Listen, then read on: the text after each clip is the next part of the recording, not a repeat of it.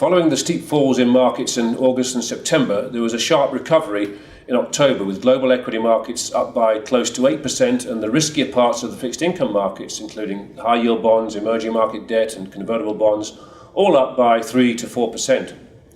In contrast, yields on safe haven government bonds in the US and UK edged up, resulting in negative returns from this asset class in the month.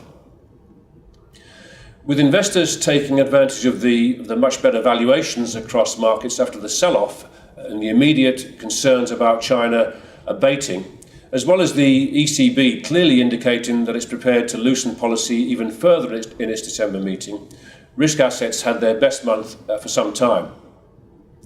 Even commodities, which had been at the epicenter of the sell-off, managed a modest, albeit unconvincing, recovery in October.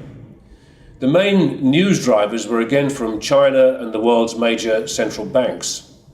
China's third quarter growth came in at 6.9%, a touch below the administration's target of 7%, and within a few days the People's Bank of China used this as the signal to loosen policy further, with its sixth interest rate reduction in the past year, bringing rates down by 0.25% to 4.35%. At the same time, it eased banks' reserve requirements, which in turn should inject additional liquidity into the economy. Together with already announced fiscal stimulus measures, these moves should help to support the economy during its inexorable slide to structurally slower growth. Indications from the Chinese leadership suggest that the growth target will be reduced again to around 6.5% next year. If this is to be achieved, it'll require continuation of the rebalancing of the economy towards services and consumption to compensate for the clear weakness in capital spending and manufacturing. In Europe, although the European Central Bank kept policy on hold at its October meeting, it surprised investors with a dovish statement from Draghi. He gave a clear signal that if data on the economy and inflation remain subdued, there is a very strong likelihood that they will loosen policy further at the December meeting. This could include a further cut in the policy rate, which is of course already negative, an extension of the QE program, both in terms of duration and range of assets purchased. Asset prices across the euro area responded enthusiastically to this news and pushed bond yields ever lower. German government bonds now offer negative yields out to 6-year maturities. As well as the ECB, 3 other central banks in Europe, Switzerland, Sweden and Denmark, have negative policy interest rates, a completely unprecedented situation. With policy as extraordinarily loose as this, asset prices in Europe are likely to remain well supported for a considerable time ahead. While actions by the ECB are clearly important, all eyes are on the Fed in the US. Will they or won't they raise rates in December? Against a backdrop of mixed signals from the economy and core inflation remaining well below the Fed's target of 2%. The Fed kept policy on hold in October, as widely expected. Expectations for a rate rise this year have diminished considerably during the course of the past 12 months. However, Governor Yellen was much more hawkish in her comments this time around, leaving wide open the possibility of a rate hike at the December meeting. There's been no question that the Fed has been keen for some time to begin the process of policy normalization, but the global slowdown this year and strong deflationary forces, as well as mixed signals on the US economy and the labour market, have stayed the Fed's hand.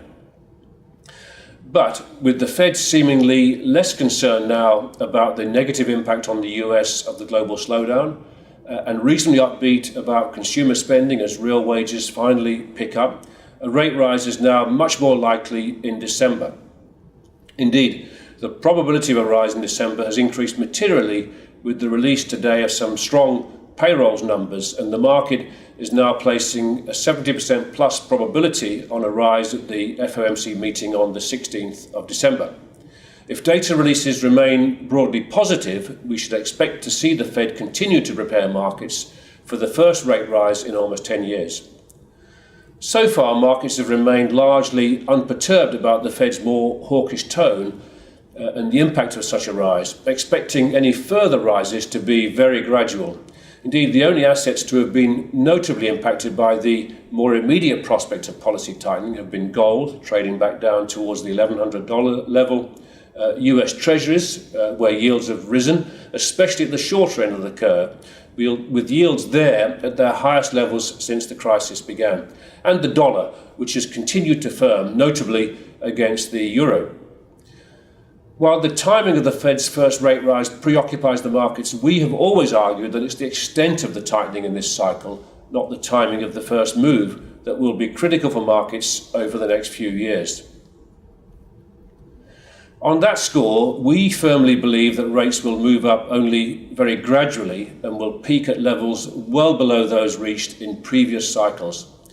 As we know from the Fed statements, policy decisions will be data dependent, and given the fragility of the global economy, the continuing debt overhang, the sharp slowdown in growth in developing countries, and the powerful deflationary forces across the world, there's no question that the Fed will be extremely cautious.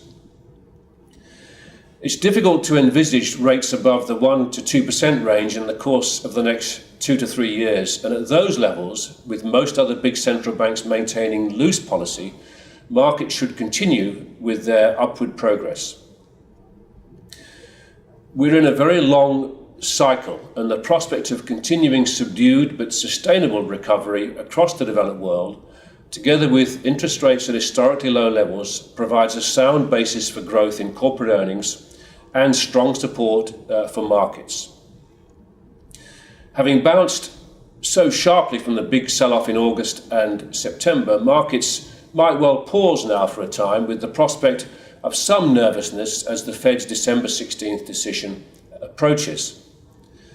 Ahead of that, we will probably see the dollar remaining firm, bond yields edging higher, and markets generally reacting to every piece of data that might give guidance to the Fed's decision.